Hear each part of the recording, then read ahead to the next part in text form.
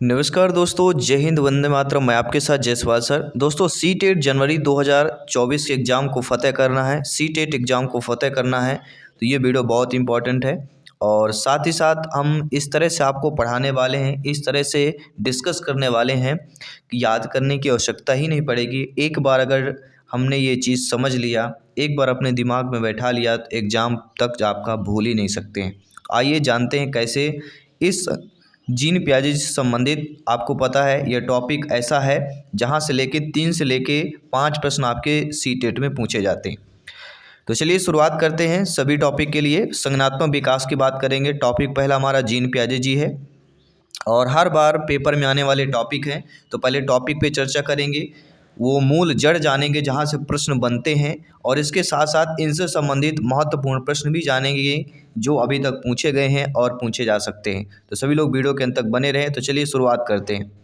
पहले जान लेते दोस्तों, जीन पियाजे जी और वाइगोस्की दोनों जो है रचनावाद टॉपिक में बहुत ज़्यादा जीन पियाजे से संबंधित पूछा जाता है। देखिए, रचनावाद जो होता है, जीन पियाजे जी वाइगोस्की रचनावाद को दोनों मानते हैं। और रचनावाद के दो भाग होते हैं। पहला भाग होता है सामाजिक रचनावाद जो वाइगोस्की मानते हैं, और दूसरा होता है संज्ञानात्मक रचनावाद जो जीन पियाजे जी मानते हैं। तो आज हम संज्ञानात्मक रचनावाद, संज्ञानात्मक विकास की बात करेंगे, जीन पियाजे जी की बात करेंगे। देखिए, पियाजे जी के महत्वपूर्ण शब्द पहला होता है आपका अनुकूलन, एडॉप्शन। अनुकूलन में क्या होता है? विषम परिस्थिति में खुद को या जानकारी का अनुकूलन। क्या होता है? विषम जब परिस्थितियां होती हैं उसमें खुद को या जानकारी के अनुकूलन को ही हम अनुकूलन टॉपिक कहते हैं। अनुकूलन टॉपिक में दो चीज़ें आती हैं। पहला आता है समावेशन, पुरानी जानकारी में नई जानकारी डालना। आपने अक्सर एग्जाम में सुना होगा कि समावेशन कहलाता है, या पुरानी जानकारी को नई जानकारी उसमें डाल देना क्या कहलाएगा? तो ये दोस्तों समावेशन कहलाएगा। ये डायरेक्टली नहीं पूछा जाएगा, कोई एक एग्जाम्पल दे दिया जाएगा कि ऐसी जानकारी, उसने ऐसा कहा, किसी का नाम दे दिया जाएगा। ऐसे सी-टेट में पूछा जाता है। तो समावेशन का मतलब ये जान लीजिए, पुरानी जानकारी में अगर कोई नई जानकारी उसमें डाल दी जाती है तो वह हमारा समावेशन कहलाता है। दूसरा होता है समायोजन। तो समायोजन हम क्या करेंगे? विरोध होने पर जानकारियों में अगर संशोधन, मान लीजिए कोई चीज़ एक रूल्स निकला, अब उस रूल्स में विरोध हो रहा है तो उसमें कुछ संशोधन करेंगे, तो उस संशोधन को करते हैं तो वह हमारा कहलाता है समायोजन करना। यानी कोई गलती हो गई है तो उसको सुधार करना, उसमें कुछ चीज़ें हटाना और जोड़ना, उसमें कहलाता है संशोधन करना, अर्थात समायोजन। तो जानकारी में अंतर कर लेना ही हमारा संयोजन कहलाता है। जानकारी में अंतर कर लेना समायोजन कहलाता है। फिर दूसरा आता है साम्य धारण। साम्य धारण क्या चीज़ है दोस्तों? ये वह अवस्था होती है जब बालक की जानकारियों में कोई विरोधाभास नहीं होता। वह अवस्था जिसमें बालक की जानकारी में कोई विरोधाभास नहीं होता, और ये प्रक्रिया समायोजन समावेशन द्वारा ही पूरी होती है। समाधारण की जो प्रक्रिया है वह समायोजन और समावेशन, इन दोनों के द्वारा पूरी होती है। तीसरा टॉपिक आता है जहाँ से प्रश्न पूछा जाता है, वह होता है आपका संगठन। देखिए, बच्चा अपनी जानकारी को सुव्यवस्थित करता है, उसे क्या कहते हैं? संगठन कहते हैं। संगठन किसे कहते हैं दोस्तों? बच्चा अपनी जानकारी को सुव्यवस्थित करता है तो उसे हम क्या कहते हैं? संगठन कहते हैं। कौन करता है जानकारी सुव्यवस्थित? बच्चा करता है। इसके बाद अगला टॉपिक है जो बहुत इंपॉर्टेंट है, और वह टॉपिक है स्कीमा। जी हाँ दोस्तों, स्कीमा क्या होता है? स्कीमा, इस टॉपिक से एग्जाम में प्रश्न पूछे जाते हैं।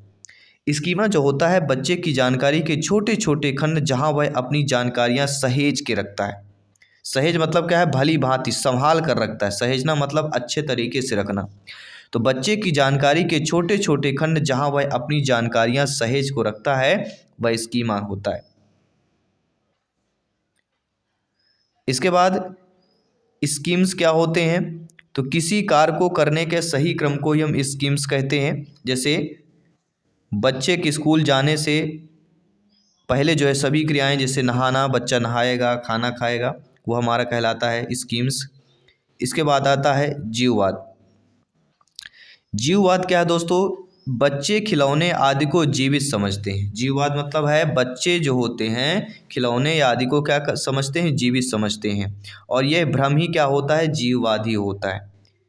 बच्चों को भ्रम होता है खिलौने जो जीवित समझते हैं, क्योंकि जो इसमें मोटर, मशीन, सेल्स होंगे तो उसको जीवित समझ लेते हैं। ठीक है, वो एनर्जी से चलते हैं, ऊर्जा से चलते हैं। ऐसे भ्रम को ही बच्चों में जीववाद का जन्म होता है। इसके बाद दूसरा आता है वस्तु स्थायित्व। ये आपने पढ़ा होगा। ऑब्जेक्ट परमानेंस की बात करेंगे।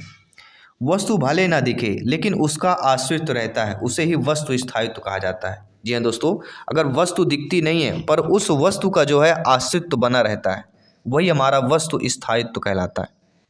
ये टॉपिक है, एग्जाम्पल्स आपको बता रहे हैं। दूसरा होता है आपका एग्जाम में पूछा जाता है, ये बहुत ही ज़्यादा है, और वह दोस्तों अपलटा बीपन।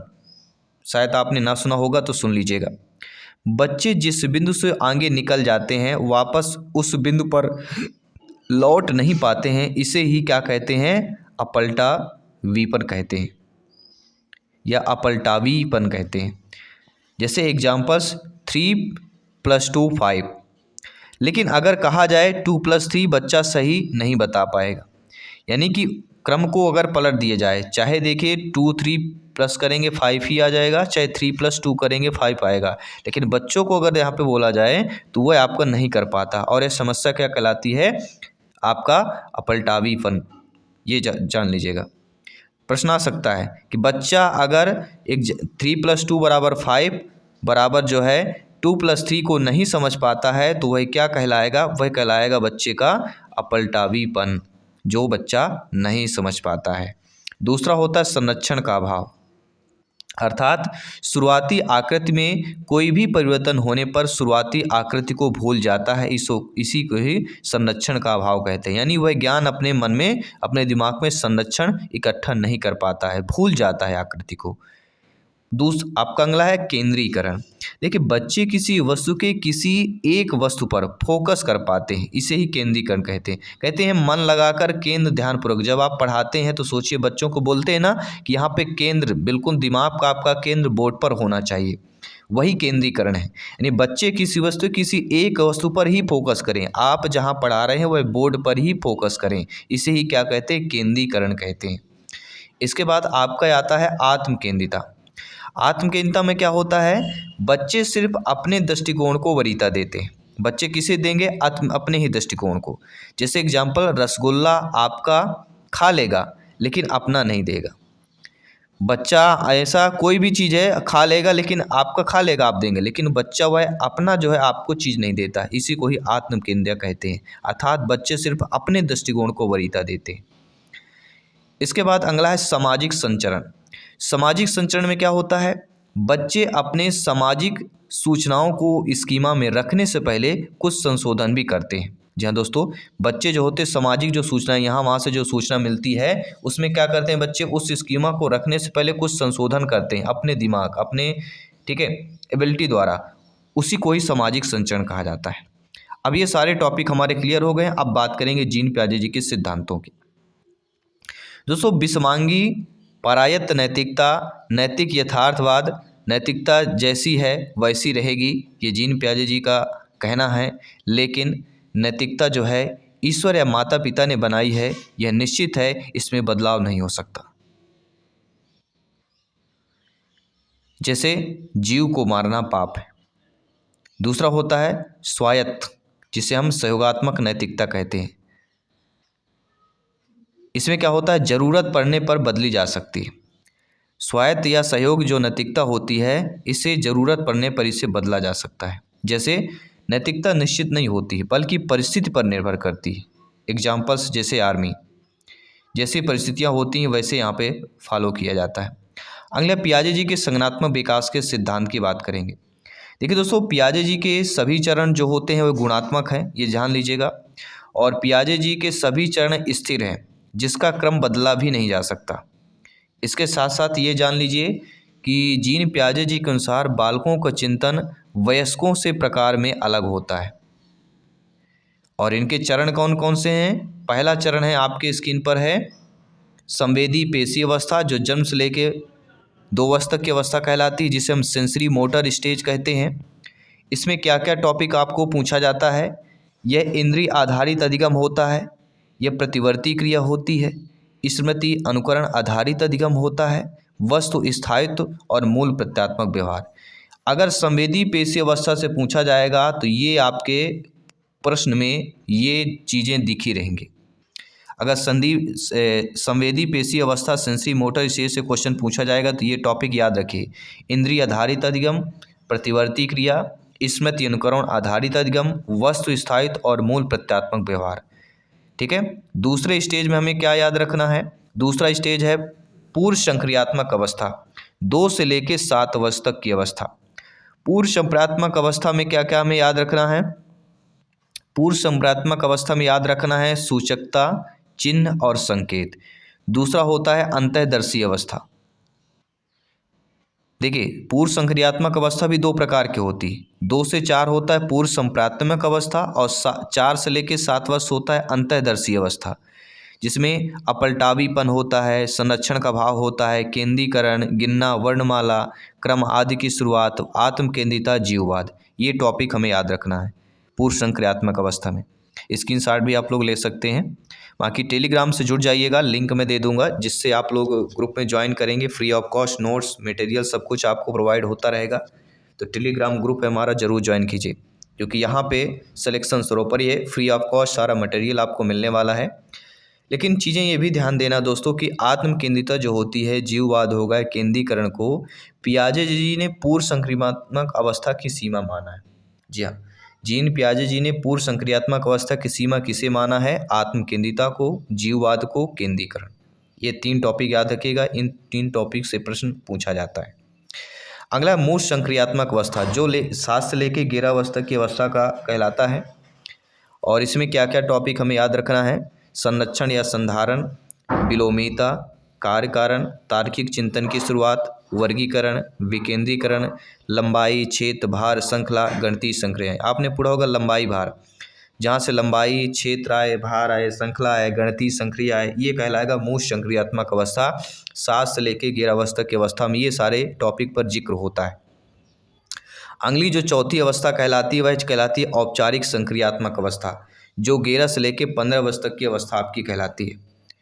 फॉर्मल ऑपरेशनल स्टेज, इसमें क्या क्या टॉपिक पे पूछा जाता है? अमूर्त चिंतन शब्द आएगा, अपसारी चिंतन आएगा, निगमनात्मक चिंतन आएगा और संकल्पनात्मक चिंतन आएगा। ये टॉपिक पूछे जाएंगे तो समझ लीजिए औपचारिक संक्रियात्मक अवस्था। यानी बच्चा जो है अमूर्त चिंतन से करने लगता है, अपसारी चिंतन भी होता है, निगमनात्मक चिंतन भी करता है और संकल्पनात्मक चिंतन करता है।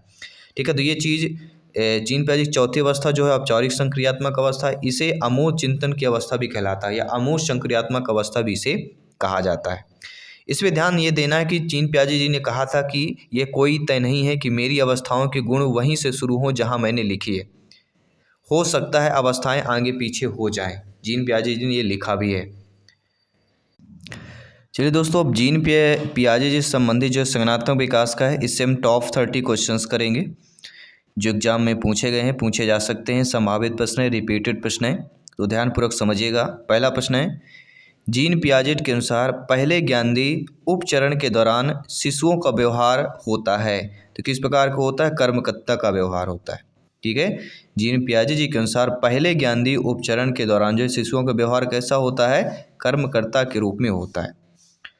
दूसरा प्रश्न यहाँ पे पूछा जा रहा है कि जीन पियाजे जी का मुख्य रूप से किसके अध्ययन के लिए जाने जाते हैं? तो सभी लोग जानते हैं जीन पियाजे जी मुख्य रूप से संज्ञानात्मक विकास के अध्ययन के लिए जाने जाते हैं।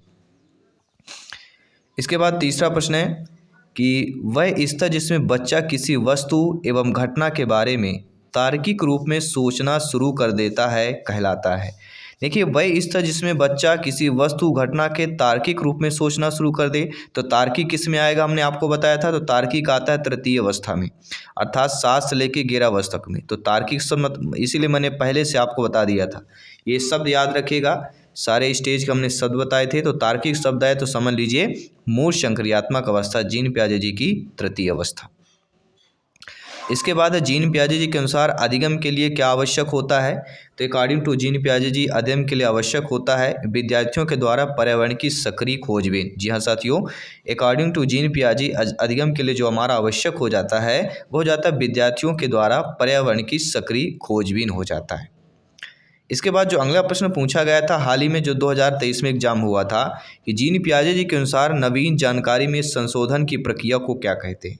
तो जीन पियाजे जी के अनुसार नवीन जानकारी में संशोधन की प्रक्रिया को ही समावेशन कहा जाता है।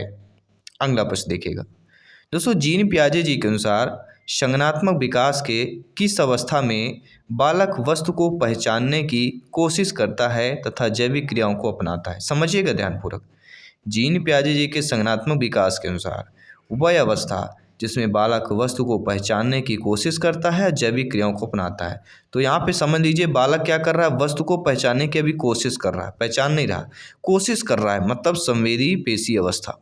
जन्म से लेके 2 वर्ष संवेदी गामक अवस्था या आपका संवेदनात्मक गामक अवस्था या पेशी अवस्था, मोटर सेंसरी स्टेज की बात करेंगे। अगला जीन पियाजे जी ने किस अवस्था को खोज की अवस्था कहा?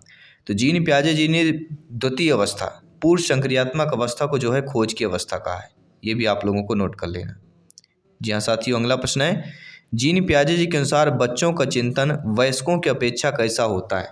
तो जीन पियाजे जी के अनुसार बच्चों का जो चिंतन होता है, बच्चों का चिंतन वयस्कों से प्रकार में क्या होता है, भिन्न होता है। हमने बताया था बजाय मात्रा के, बच्चों को सोचने की क्षमता क्या होती है, वयस्कों से भिन्न होती है बजाय मात्रा के, अगर पूछा जाता है।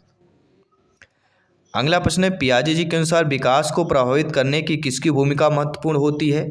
तो पियाजे जी के अनुसार विकास को प्रभावित करने की भूमिका जो है भौतिक विश्व के साथ अनुभव में महत्वपूर्ण होती है। किसके हैं? पियाजे। विकास को प्रभावित करने की भूमिका तो होती भौतिक विश्व के साथ अनुभव की होती है। अगला प्रश्न है पियाजे जी के सिद्धांत के अनुसार व्यक्ति के संज्ञानात्मक विकास को प्रभावित नहीं करता है। देखिए इस पियाजे जी के अनुसार जो है व्यक्ति संज्ञानात्मक विकास को जो है सामाजिक अनुभव को प्रभावित नहीं करता है। जो सामाजिक अनुभव होता है इसको जो है प्रभावित नहीं करेगा। अगला प्रश्न है अमूर्त वैज्ञानिक चिंतन के लिए क्षमता का विकास किस अवस्था की एक विशेषता होती है? तो अमूर्त और औपचारिक हमने बताया था। अमूर्त शब्द है मतलब जीन पियाजे जी की चौथी अवस्था होती है जो 11 से लेकर 15 वर्ष तक की अवस्था होती है। औपचारिक संक्रियात्मक अवस्था। अमूर्त मतलब अमूर्त है या औपचारिक है, दोनों चीज़ें आपको ध्यान देना है, ठीक है। अगला प्रश्न है पियाजे जी के सिद्धांत के अनुसार बच्चा सीखता है। तो जीन पियाजे जी के अनुसार बच्चा कैसे सीखता है? अनुकूलन की प्रक्रिया के द्वारा बच्चा सीखता है। जी हाँ साथियों, पियाजे जी के सिद्धांत के अनुसार बच्चा किस प्रकार से सीखता है? तो अनुकूलन की प्रक्रिया के द्वारा जो है बच्चा सीखता है। अगला प्रश्न है पियाजे जी के संज्ञानात्मक विकास के सिद्धांत के अनुसार संवेदी क्रियात्मक अवस्था होती है। देखिए दोस्तों, पियाजे जी के अनुसार देखा जाए संवेदी जो क्रियात्मक अवस्था होती है वह आपकी कहलाती है जन्म से 2 वर्ष। संवेदी गामक अवस्था, संवेदी क्रियात्मक अवस्था, मोटर सेंसरी स्टेज, ये आपका सेम ही है। इसके बाद अगला प्रश्न है पियाजे जी के अनुसार संज्ञानात्मक बाल विकास की अवस्थाएं कितनी हैं? तो जीन पियाजे जी के अनुसार संज्ञानात्मक बाल विकास की अवस्थाएं 4 हैं। संवेदी पेशी अवस्था, पूर्व संक्रियात्मक अवस्था, मूर्त संक्रियात्मक अवस्था और चौथी है 11 से लेकर 15 वर्ष तक अमूर्त या औपचारिक संक्रियात्मक अवस्था। टोटल 4 अवस्थाएं। जीन पियाजे जी एवं लेव वाइगोस्की जैसे संरचनावादी अधिगम को किस रूप में देखते हैं? तो यहाँ एक और क्वेश्चन किया, संरचनावादी कौन कौन से आपके? जीन पियाजे जी, वाइगोस्की, ये हमारे कौन से हो गए? संरचनावादी हो गए, ठीक है। व्यवहारवादी जैसे जेबी वाटसन है व्यवहारवाद के जनक के, तो इस प्रकार से पूछा जाता है। तो पियाजे जी और जो लेव वाइगोस्की हैं ये संरचनावादी हैं। तो अधिगम को किस रूप में देखते हैं? ये सक्रिय विनियोजन के अर्थ निर्माण की प्रक्रिया के रूप में देखते हैं। किस प्रकार के देखते हैं? सक्रिय विनियोजन के अर्थ निर्माण की प्रक्रिया के रूप में ये अधिगम को देखते हैं। अगला प्रश्न देखिएगा, सभी कमेंट करते रहिएगा, फीडबैक करते रहिएगा। सभी प्रत्येक भाई बहन गणी का सभी का वेलकम, अभिनंदन है। जायसवाल सर आप सभी का स्वागत करते हैं। दोस्तों पियाजे जी के अनुसार विकास की पहली अवस्था के दौरान बच्चा सबसे बेहतर सीखता है। तो जीन पियाजे जी की पहली अवस्था जन्म से लेकर 2 वर्ष तक अवस्था सेंसरी मोटर स्टेज जो होती है, इसमें जो बच्चा होता है सबसे बेहतर जो है इंद्रियों के प्रयोग के द्वारा सीखता है। इसीलिए इसको इंद्रिय जनित गामक अवस्था भी बोला जाता है। किसके द्वारा? इंद्रियों के प्रयोग के द्वारा सीखता है। अगला पियाजे जी के अनुसार मूर्त संक्रियाओं का स्तर किस अवधि में घटित होता है? तो पियाजे जी के अनुसार जो है मूर्त संक्रियाओं का स्तर जो है आपके 7 से लेकर 11 वर्ष तक की अवस्था में घटित होता है। यानी मूर्त का अगर शब्द आता है, मूर्त शब्द आएगा तो जीन पियाजे जी की तृतीय अवस्था, अगर अमूर्त शब्द आता है तो जीन पियाजे जी की चतुर्थ अवस्था। ये आपको ध्यान देना है। अगला, किसी वस्तु के स्थायित्व की अवधारणा पियाजे जी के विकास के किस चरण में प्राप्त हो जाती है? तो किसी वस्तु के स्थायित्व की अवधारणा जो होती है वह जीन पियाजे जी के दोस्तों संवेदी गामक के संदर्भ में जो है प्राप्त हो जाती है। आई होप सभी लोग समझ रहे हैं। जी हाँ दोस्तों, अगला प्रश्न देख लीजिए। पियाजे जी के संज्ञानात्मक विकास के चरणों के अनुसार इंद्रिय गामक अर्थात संवेदी प्रेरक अवस्था किसके साथ संबंधित है? तो किसके साथ संबंधित हो जाती है जीन पियाजे जी की पहली जो अवस्था होती है ये अनुकरण, स्मृति और मानसिक निरूपण। किस पर होता है? अनुकरण करना, स्मृति और मानसिक निरूपण। ये हमने आपको बताया था, इसीलिए कीवर्ड हमने पहले से आपको बता दिया था। अगला है, पियाजे जी के संज्ञानात्मक विकास के सिद्धांत में निहितार्थ निकालते हुए ग्रेड 6 to 8 शिक्षक को अपनी कक्षा में क्या करना चाहिए? जी हाँ दोस्तों, यानी जो 6 to 8 क्लास के अगर आप शिक्षक हैं तो जीन पियाजे जी के संज्ञानात्मक विकास के सिद्धांत के निहितार्थ में देखा जाए तो आपको क्या करना चाहिए? ऐसी समस्याएं प्रस्तुत करने चाहिए जिसमें तर्क आधारित समाधान की आवश्यकता हो, क्योंकि तर्क आधारित समाधान की आवश्यकता 6 to 8 क्लास में अकॉर्डिंग टू जीन पियाजे जी के संज्ञानात्मक विकास की बात करते हैं। अगला प्रश्न है दोस्तों, किस अवस्था में सामाजिक खेल का विकास होता है? तो सभी लोग जानते हैं सामाजिक खेल का भावना का विकास 7 से लेकर 11 वर्ष तक की अवस्था होती है जो मूल संक्रियात्मक अवस्था कहलाती है। इसमें जो है बच्चा जो है इस अवस्था में सामाजिक खेल का विकास होता है अकॉर्डिंग टू जीन पियाजे जी। अगला प्रश्न है, पियाजे जी के अनुसार 2 से 7 वर्ष के बीच एक बच्चा जो है संज्ञानात्मक विकास की किस अवस्था में होगा? तो वह होगा पूर्व संक्रियात्मक अवस्था। जी हाँ दोस्तों, क्योंकि 2 से 7 वर्ष द्वितीय अवस्था कहलाती है पूर्व संक्रियात्मक अवस्था। अगला प्रश्न समझ लीजिए जो कि सीटेट में अक्सर पूछा जाता है, इस प्रकार के प्रश्न पूछा ही जाता है, 100% रखा हुआ है, केवल नाम और थोड़ा सा कहानी सारांश बदल दिया जाता है।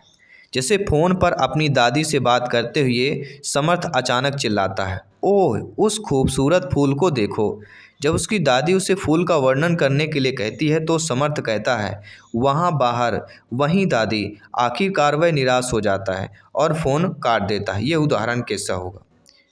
यानी उसे दादी जो वर्णन के लिए कहती तो वह वही कहता है कि वहाँ बाहर दादी जहाँ थे हम लोग वो किया करते थे, खेलते थे, वह वर्णन नहीं कर पा रहा था और इसमें क्या करता है, निराश हो जाता है क्योंकि वह वर्णन नहीं कर पाता है और वह फ़ोन दादी का काट देता है। ऐसा एग्जाम्पल्स, ऐसा उदाहरण जो होता है वह अहम केंद्रण का होता है जिसे हम ईगो सेंट्रिज्म कहते हैं। आई होप सभी लोग समझ गए होंगे। अगला प्रश्न है, जीन पियाजे जी के अनुसार मौजूदा योजनाओं में नई जानकारी को शामिल करने को क्या कहा जाता है? हमने पहले ही आपको बताया था, नई जानकारी में जो है या नई योजना मौजूदा जो योजना उसमें नई जानकारी अगर जोड़ देते हैं, शामिल कर लेते हैं, उसी को ही अनुकूलन कहा जाता है। कोई भी जानकारी उसमें नई जानकारी अगर जोड़ लेंगे, शामिल कर लेंगे, वह हमारा अनुकूलन कहला जाता है। जीन पियाजे जी ने संज्ञानात्मक विकास के अपने सिद्धांत को विकसित करने के लिए आंकड़े एकत्र किए। किसे देखकर? अपने बच्चे को देखकर ही जीन पियाजे जी ने संज्ञानात्मक विकास के अपने सिद्धांत को विकसित करने के लिए आंकड़े एकत्र किए थे अपने बच्चे को देखकर। जीन पियाजे जी ने अपने बच्चे को देखकर ही ये सारा सिद्धांत बनाया, उदाहरण और एग्जाम्पल्स उन्होंने लिया। अगला, पियाजे जी के अनुसार संज्ञानात्मक विकास की द्वितीय अवस्था कौन होती है? तो हम सभी लोग जानते हैं पूर्व संक्रियात्मक अवस्था, और इसका एज क्या होता है? 2 से लेकर 7 वर्ष तक अवस्था। अगला जो प्रश्न है, पियाजे जी के अनुसार प्रस्तुत संरक्षण के प्रत्यय से तात्पर्य क्या होता है? तो जीन पियाजे जी के अनुसार जो प्रस्तुत संरक्षण होता है, प्रस्तुत संरक्षण के जो प्रत्यय होता है इससे तात्पर्य यही होता है कि कुछ भौतिक गुणधर्म वही रहते हैं, चाहे बाहरी आकृतियाँ कुछ भी बदल जाएं, लेकिन भौतिक गुणधर्म वही रहेंगे, और यही आपका प्रस्तुत संरक्षण के प्रत्यय का तात्पर्य। अगला प्रश्न है, जीन पियाजे जी के संज्ञानात्मक विकास के सिद्धांत की पूर्व संक्रियात्मक अवस्था का आयु समूह कौन सा होता है? 2 से लेकर 7 वर्ष तक होता है, जो हम आपको बता चुके हैं। अगला, नई सूचनाओं को पूर्ववर्ती विद्यमान मानसिक संरचना व्यवस्थित करना क्या कहलाता है? देखिए, नई सूचना को पूर्ववर्ती में विद्यमान यानी पहले से जो विद्यमान मानसिक संरचना है उसको अगर व्यवस्थित करते हैं तो उसी को ही आत्मसातकरण कहलाता है। अगला जो प्रश्न है, तीसवां प्रश्न है कि उत्तर बाल्यावस्था का काल कौन सा होता है? तो उत्तर बाल्यावस्था का काल 6 से लेकर 12 वर्ष तक का होता है। पूर्व बाल्यकाल कितना होता है? तो पूर्व बाल्यकाल 6 से 9 होता है, और उत्तर बाल्यावस्था पूछा जाता है तो वैसे 9 से 12 होता है, लेकिन ऑप्शन में देख लीजिए, अगर ऑप्शन में 9 से 12 ना हो तो 6 में 12 कीजिएगा, क्योंकि पूर्व उत्तर बाल्यावस्था हमारी कहला जाती है 6 से 9, और उत्तर बाल्यावस्था वैसे कहलाती है 9 से 12, पूर्व और उत्तर, और टोटल बाल्यावस्था कहलाती है, अगर बाल्यावस्था पूछा जाएगा 6 से 12। इसलिए हमने आपको डिटेल के साथ बता दिया। आई होप सारी चीज़ें समझ गए होंगे। और CDP की हमारी जो क्लास डेली होगी 11:30 में क्लास होगी, और जल्द लाइव क्लास भी करेंगे। 11:30 में आपकी CDP क्लास डेली होने वाली है, और सारे टॉपिक कवरेंगे, सिलेबस के अकॉर्डिंग आपके CDP की प्रिपरेशन करेंगे, साथ ही साथ अदर सब्जेक्ट की पेडागोजी की प्रिपरेशन करेंगे। तो आई होप अच्छे तरीके से ये सारी चीज़ें, क्योंकि पेडागोजी बहुत इंपॉर्टेंट कंसेप्ट, आप हिंदी, संस्कृत, इंग्लिश, ये ग्रामर पोर्शंस, मैथ्स भी कुछ न्यूमेरिकल है उनको भी कर लेंगे, लेकिन EVS के क्वेश्चंस कर लेंगे, लेकिन पेडागोजी बहुत ही महत्वपूर्ण मुद्दा होता है, क्योंकि पेडागोजी 50% क्वेश्चन पेडागोजी के आते हैं। सभी ऑल कंसेप्ट की बात करें, प्राइमरी की अगर बात करते हैं, प्राइमरी टीचर्स की एग्ज़ाम्स की बात करते हैं, तो सभी लोग ज्वाइन हो जाइए, टेलीग्राम से ज्वाइन हो जाइए। टेलीग्राम का लिंक मैं डिस्क्रिप्शन बॉक्स में दे दिया हूँ, ज्वाइन कीजिए, जहाँ पे free of notes, PDF file सब कुछ आपको फ्री में प्राप्त होगा। क्योंकि राष्ट्र हित में TT फैमिली शिक्षकों का परिवार है, आवर फैमिली है, ये शिक्षकों की टोली है, शिक्षकों का समूह है, आपका परिवार है। तो चलिए दोस्तों, मिलते हैं आपके अगले क्लास के साथ, अगले वीडियो के साथ। सभी मित्रों को जय हिंद, वंदे मातरम, धन्यवाद सभी।